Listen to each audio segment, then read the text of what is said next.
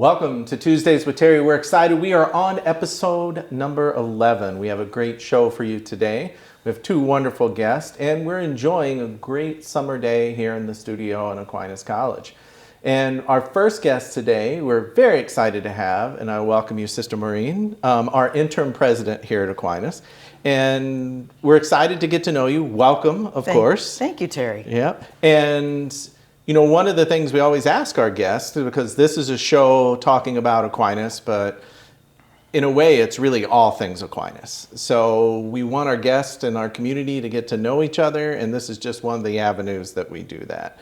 So my first question for you is really about, kind of tell us how that Sister Maureen story, how you got here to be our interim president. Okay, well, we'll give that a try, Terry. First of all, I want to say the welcome has been nothing but warm. I felt so welcome here. Yeah. It's been wonderful to be on campus now for more than a month also. Yes. Yeah, so it's kind of, where do you want to start with my connection? I had a great parent connection to Aquinas. That's right. Yeah. That's right. So I thought I'm going to go all the way back that far first. So as I think most of our viewers know, Aquinas College really started in 1886 as the novitiate normal school for the Dominican Sisters of Grand Rapids. We needed to train our sisters to be teachers. Yeah. Well, in the 1930s, it had an iteration or an existence as Catholic Junior College, and it was located in downtown Grand Rapids, near where the public library is now by St. Cecilia's. So my dad started there in 1931. He had graduated from Catholic Central, went to CJC then, and he went 2 years, did an associate's degree, and then went on to Notre Dame for his last 2 years. My mom started in 1937 at Catholic Junior College. The great story there is she had graduated from high school, June, from Catholic Central. Sadly, her father died in July, and Monsignor Bukowski offered her a work-study scholarship to come to Aquinas College. Okay. So she was only able to come a year because needed to help the family. But really, that's almost 100 years ago, 1931. Jump forward in in high school, my high school often used this facilities here for sports. So I used to come to basketball games at the gym. But in 1987, when I became a sister, I started working here at Aquinas College. And of course, the sisters founded this institution. So I feel like I've heard stories all these many years. I've been a sister now, and I feel connected through that. But I did come in 1987 as an assistant professor of accounting and business law. Okay. Taught for a few years. Then I decided I loved what I learned from teaching. It wasn't quite my rhythm. So I ended up then going into financial administration, and I worked here as a comptroller and as vice president for finance. Fast forward later years, I served on the board and I've served on committees. But really, I say Aquinas is in my bones. I've been connected with and in love with Aquinas for a long time. Yeah, that's great. And you mentioned coming here. Your high school came here for sports. Any memories you have of coming here during that time? I particularly remember basketball. I think that's pretty much what we played. And of course, I'll date myself, but when I was in high school, we did not yet have interscholastic sports for girls. So it wasn't until I was a senior that we had varsity sports, and I did get to play basketball and softball. But I would come here for the boys' basketball games at the old, the way our gym used to look. I remember driving. I grew up in the southeast side of Grand Rapids. I have distinct memories when I first got my driver's license of driving through campus from Robinson Road to get over to the field house. And we used to have a pretty good turnout for those ball games. I remember when I was a student here, the old field house setup, very open. You'd have the net on one end compared to that block off. You'd have, and maybe another team practicing on that side. But it was, remembering coming here now and then thinking about the differences that exist between, when I was a student and really just the advancement of so many things to do here. Absolutely. For our students. Absolutely. Yeah. And you were in Ireland a bit right before you came. So I was. talk a little bit about that experience. I know we've fondly talked about, both of our times in Ireland this past summer. Sure. Or earlier in the summer. Early in the summer. Yeah. So last July 1st, I finished my years of leadership with the Dominican Sisters, and I was given a sabbatical, which is a great gift. The first half I was using in town to do. I worked in archives. I serve on a national board related to women religious, but I was always focusing on and aiming towards this sabbatical at a place called Antarctic in Wicklow in Ireland, which is about an hour south of Dublin. So it was a 10-week program. There were 16 of us from, I think, about 8 different countries, men and women, some religious, women and men, brothers, sisters, priests, some lay folks. It was focused on the care of creation, Laudato Si, as lived out, with a theology update and refresher. We spent lots of time walking through beautiful Ireland. And I was literally a 6-minute walk from the Irish Sea. So that was my path. This is beautiful here, and I'm getting into the greenery. I'm missing my sea a little bit. A little bit. That sea air. I always say you sleep much better with the sea air. One of the other pieces, many of our community members, are getting to know you and seeing you around now in the office and here in Holmdene. What are some of the things over the summer and into the fall that you're looking forward to?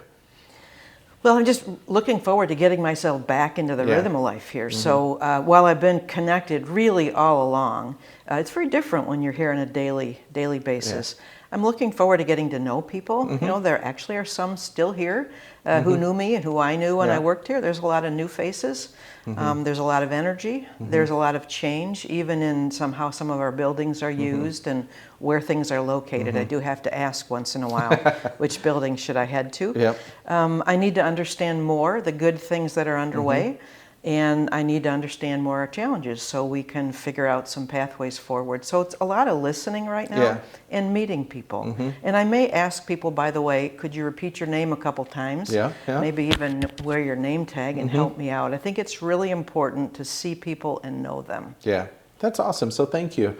One of the pieces of the show that we do that our guests talk about in maybe different points of their life or currently is called Biscuit's Corner. So the aspect of Biscuit's Corner is I have a 7-year-old yellow lab that, occasionally will walk through campus and be around. And, it's always something to individuals like to talk about their pets.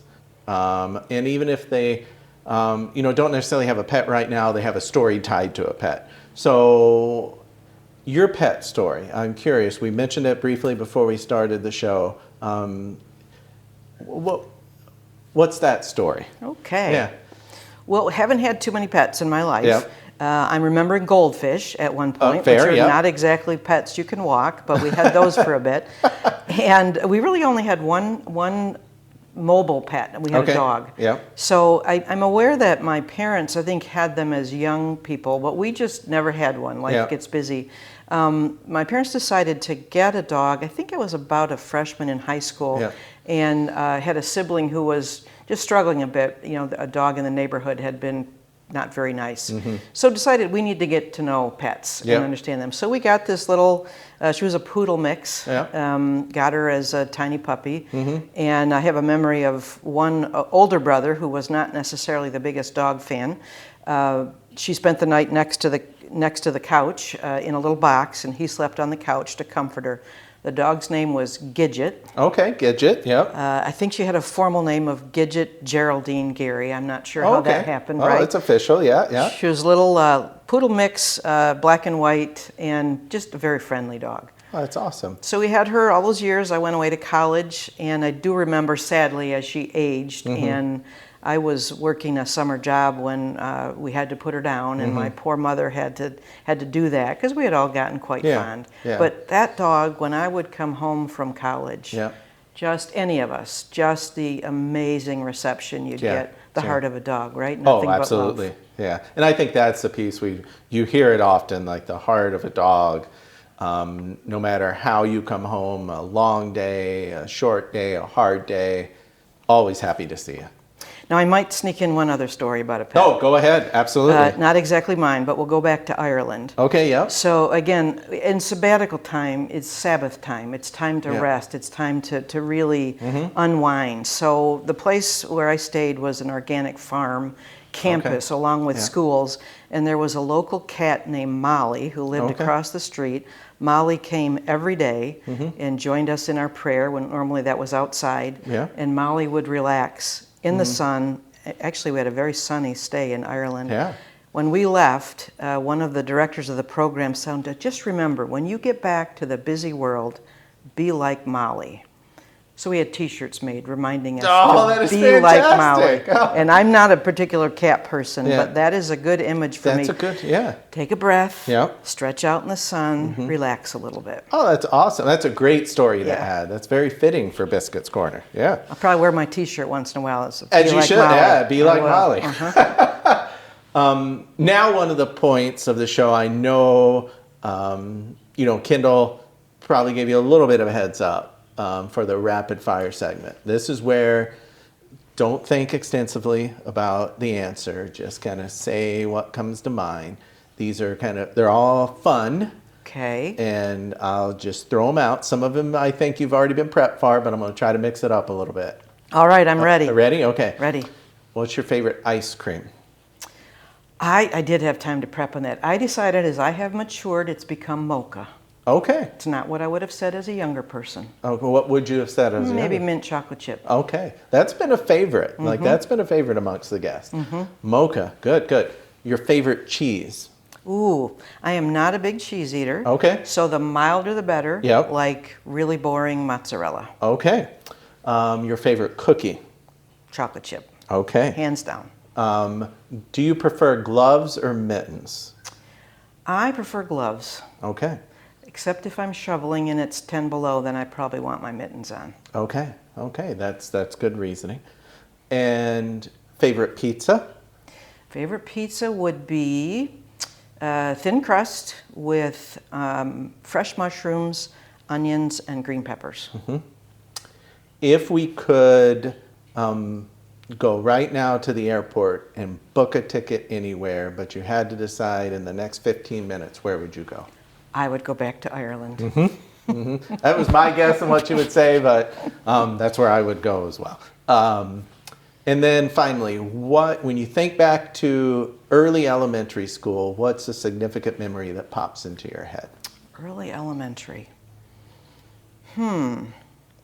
Maybe so I actually had a couple experiences. Started out at a public school, 4 blocks from home, kindergarten and first grade, then went on to the Catholic school, Immaculate Heart of Mary, 8-block walk. So just that walk back and forth. I mean, I love school. Yeah. But that sense of being out on the walk to get there and back. And maybe one other thing I remember specifically. Remember the old SRA reading model where you would progress as you gained reading skills? Yeah. I used to love reading those stories and answering the questions. I love to read. Excellent. Well, thank you so much for coming on the show today. Thank you for sharing. We're very excited, and we look forward to not only getting to know you more here on campus, but seeing you throughout all of our events in the upcoming year. So welcome to Aquinas. Thank you, Terry. Love being here. Thank you. Thanks. We'll be back here shortly with our next guest, but thank you for joining us, and see you shortly.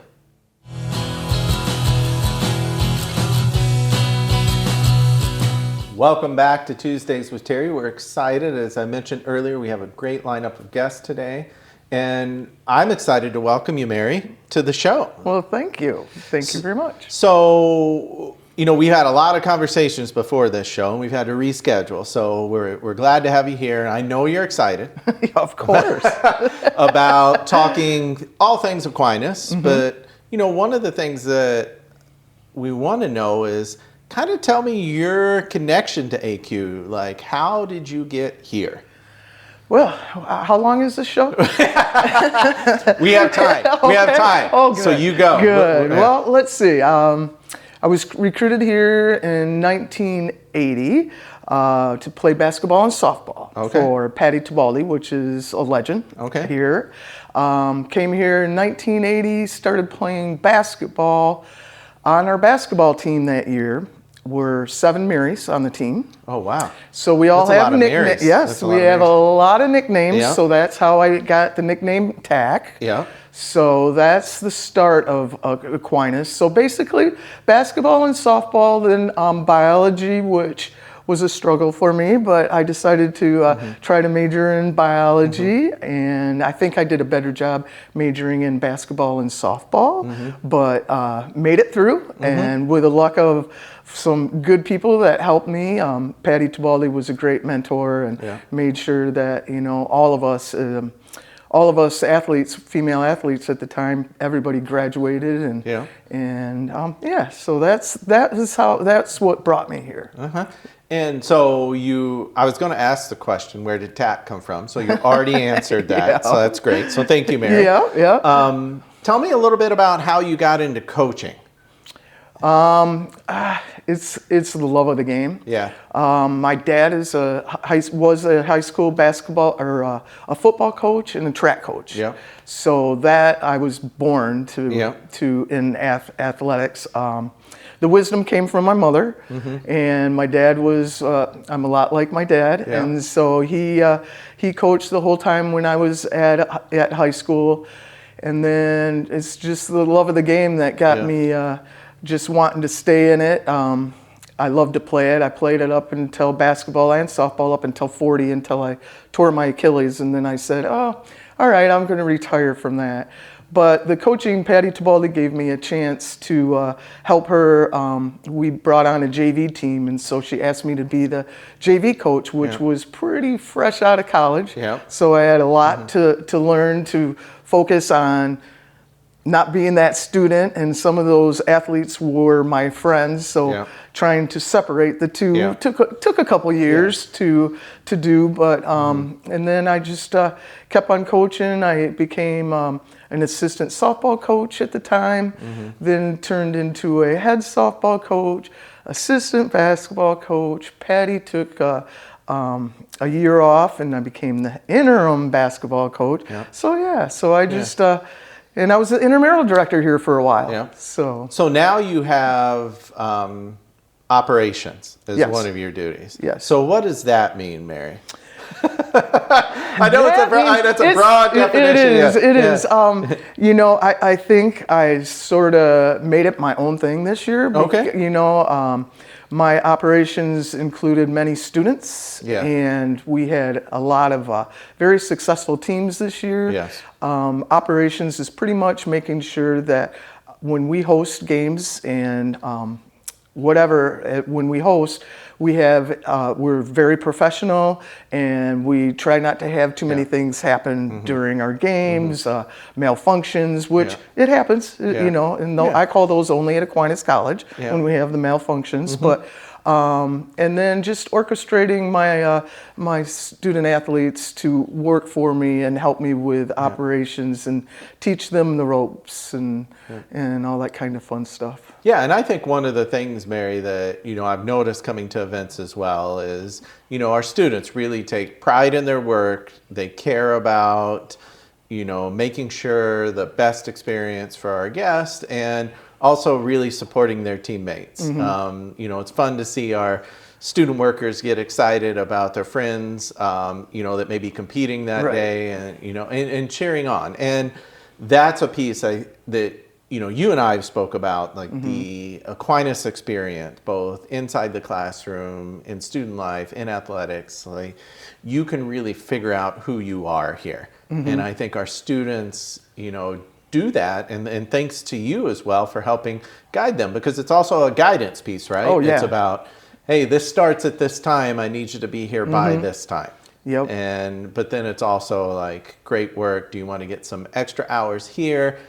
All kinds of things, and it's a moving piece at times, I'm sure, because with success comes postseason play, tournament play, and we are in a great location and have many great facilities where we host, and it's just another thing to add. So one of the pieces that we love to do on the show, Mary, and I know you're prepared for this, and you got some pictures, is Biscuit's Corner. So, Okay. and I know you have pets. So tell me a little bit about who we're going to talk about today. The first one, did you get the pictures? I don't know. I sent them, but we'll see. But Well, the pictures are going to magically show up right here. Oh. So you talk about about the pets. Okay, I've got a golden retriever named Cleo. Okay. And she is 14 and a half years old right now. And she's outlived a few of her brothers, which are goldens. So she is a stubborn female, which I'm very proud of her for being. And she is just very well behaved golden, starting to get a little crickety, just like me. But you know, it's all a process of life there and everything. And then my next pet is Nelson. Okay. Yeah. So you know, Nelson became my pet like the last couple years ago. I always like getting pictures with Nelson, our mascot and everything. And so that's my other pet right now. So what kind of dog is Nelson? Nelson is a Saint Bernard. Okay, so you do truly have Nelson. Yeah, excellent. Well, Nelson the Aquinas Saint Bernard is my pet. So. Ah, there you go. I love it. I love it. I love it. Yeah. So part of the aspect is in athletics, Mary, is looking at, you know, our events, but engagement. What's one of your favorite, whether that's with softball or whether that's with athletics in general or on campus, what's one of your favorite events to be engaged with? I always like the successful ones. I love, like, we did the Nellies this year. Yep. A great event. And it was, you know, it was the inaugural of the event, and I thought it went really well. I also, you know, the postseason events, when we run those are exciting. A lot of the, you know, it's a lot with the kids, you know. I mean, I could say, oh, this year when we went to nationals, that was the best event ever. But I think it's more just working with the kids and watching them get excited to work for me or play for me. And just, you know, that commitment just to succeed and be successful. Great. So now's the fun part. we're gonna do some rapid fire questions. Okay. I know you're ready. Oh, sure. So don't overthink it. We'll just throw them out here. All right. All right, here we go, Mary. All right. What's your favorite cheese? Prairie Breeze, which is a cheddar cheese. Oh, wow, that's very specific. Well done. Your favorite cookie?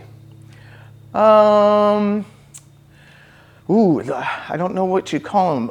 Peanut butter blossoms with the chocolate on top. So it's a peanut butter cookie with a chocolate kiss on top. Okay. Your favorite ice cream? Strawberry. Okay. Do you prefer gloves or mittens? Gloves. Why gloves? Easier to find my keys in my coat pocket. Okay, that's fair, yeah. If you were to travel anywhere, we had to go make a decision to get airport in 15 minutes to go anywhere. Cost isn't a factor. Where would you book your plane ticket? Croatia. Okay. Yeah. Sort of Croatia, Italy, it's right next to each other. Visit to both places would be top of my list. And think back to early elementary school. What would be a significant memory that pops into your mind? Probably playing bombardment with all my friends and just throwing volleyballs as hard as we could at each other. Okay. That's one of my favorite things. We just started to get like a bombardment teams going, and that just sort of always stuck in my head. Excellent. Well, thank you. Yes. And thank you for coming on the show today. Oh, well, thank you for having me. You know, we appreciate it. And the other thing is, you know, thank you, Mary, for all you do for us here at Aquinas. Yes. Yeah, we appreciate it. Yeah. And we'll be back next episode to talk more about all things Aquinas. I want to thank you all for joining us for Tuesdays with Terry here from our beautiful studio in Holmdene. Also, if you are interested in joining the show, feel free to email me and we can get you on the list. We have a great lineup of guests coming up that we'll be meeting and recording throughout this summer and into our fall. So have a great day, and thank you for joining Tuesdays with Terry.